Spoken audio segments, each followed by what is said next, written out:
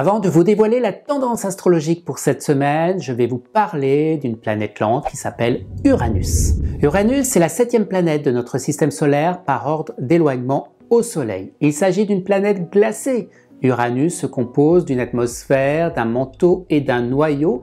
L'atmosphère est principalement faite d'hydrogène et d'hélium ainsi que de méthane et d'ammoniac. Enfin, la planète possède en son centre un noyau de taille de la Terre formé de roches, de fer et de nickel. Toutefois, c'est bien Uranus qui détient la palme d'or au concours de l'atmosphère la plus froide de notre système solaire. Au minimum, elle peut atteindre moins 224 degrés. En astrologie, cette planète gouverne les Verseaux et elle fait écho tout ce qui touche à la nouveauté, aux sciences aéronautiques, à la modernité, au changement, au mouvement.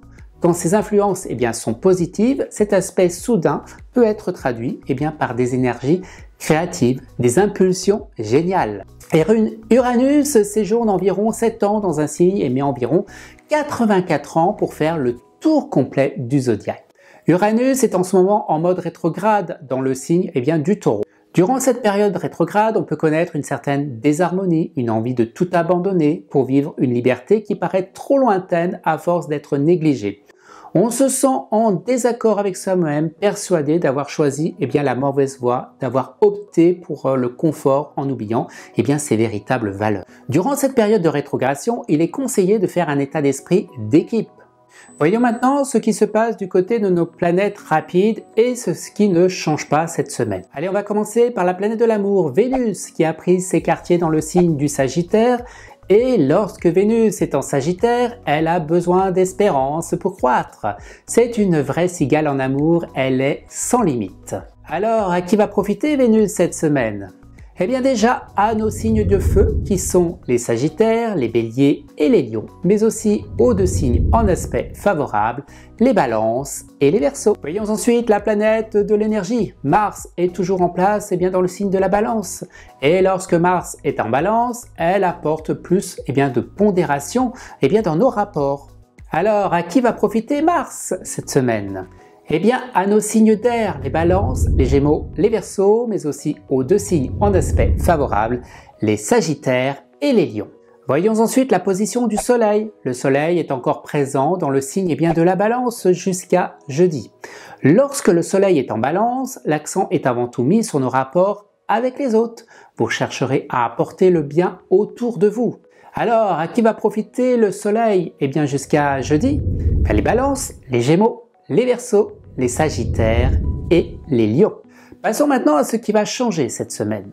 Déjà, le Soleil, qui est dès vendredi, va faire son entrée dans le signe du Scorpion. Au passage, on n'oublie pas de souhaiter un joyeux anniversaire aux natifs de ce signe.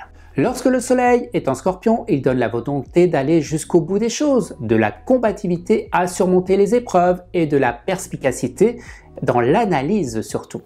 Alors, à qui va profiter ce Soleil à partir de vendredi ? À nos signes d'eau qui sont les Scorpions, les Poissons, les Cancers, mais aussi aux 2 signes en aspect favorable, les Capricornes et les Vierges. Mercure, toujours en Balance, termine son mode rétrograde, dès mardi.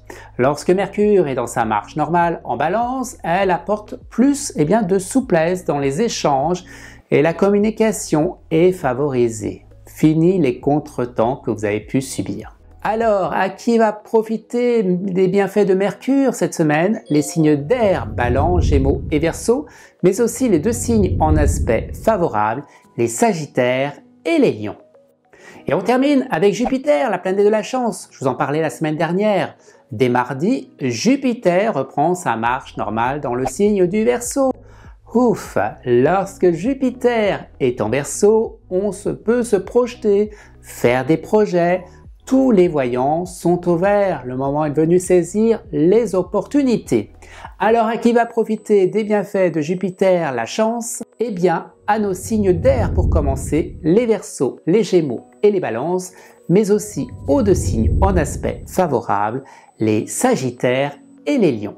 Et bien voilà, on a fait un petit tour des différentes planètes les plus importantes. Alors, avant de vous quitter, voici mon top 3 des signes de cette semaine. Troisième position, à vous les Verseaux. Deuxième position, à vous les amoureux, les Sagittaires. Et la première position revient au signe du Scorpion qui va briller cette semaine. Si vous souhaitez en savoir plus sur votre tendance astrologique de cette semaine, selon votre signe, vous pouvez retrouver toutes mes prévisions astrologiques directement sur mon site internet et sur mon Instagram.